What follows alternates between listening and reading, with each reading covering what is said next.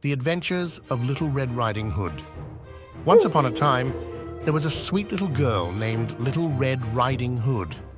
She got her name because she always wore a bright red cloak with a hood that her grandmother had made for her. Little Red Riding Hood lived in a cozy cottage at the edge of a forest with her mother.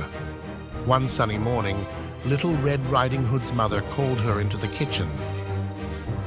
"Your grandmother isn't feeling well," she said, handing Little Red Riding Hood a basket filled with bread, cheese, and her grandmother's favorite cookies.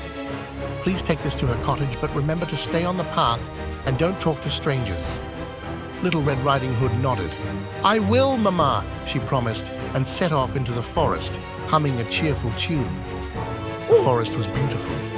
Sunlight danced through the trees, birds sang, and wildflowers bloomed. As Little Red Riding Hood skipped along the path, she suddenly saw a wolf step out from behind a tree. The wolf had a sly smile and sharp eyes. "Good morning, little girl," the wolf said, pretending to be kind. "Where are you going on this fine day?" Little Red Riding Hood remembered her mother's warning, but thought it would be rude not to answer. "I'm going to my grandmother's house to bring her some treats," she said. "How thoughtful of you," said the wolf.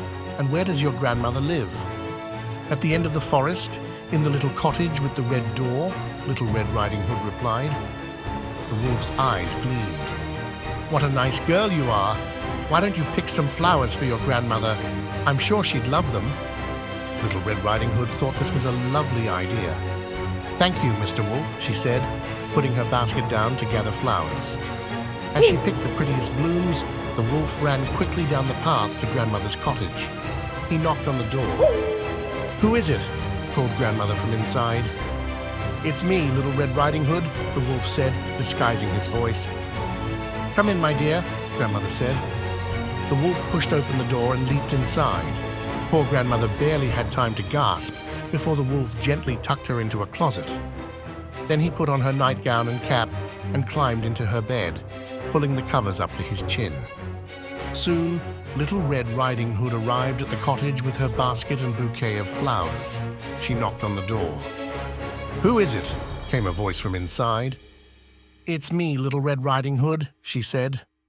"Come in, my dear," the wolf said, trying to sound like Grandmother. Little Red Riding Hood opened the door and walked in. She thought her grandmother looked a little different. "Oh, Grandmother, what big ears you have," she said. "All the better to hear you with, my dear," said the wolf. "And Grandmother, what big eyes you have." "All the better to see you with, my dear." "And Grandmother, what big teeth you have."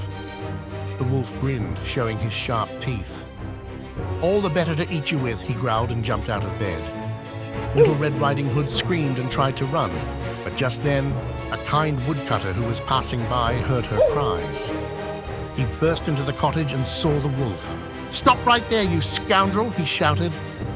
The wolf tried to escape, but the woodcutter chased him out of the cottage and into the forest. The wolf never dared to bother anyone again. Little Red Riding Hood quickly opened the closet and found her grandmother safe and sound. They hugged each other tightly. "Oh, Grandmother, I'm so glad you're okay," Little Red Riding Hood said. "And I'm so proud of you for being brave," said Grandmother.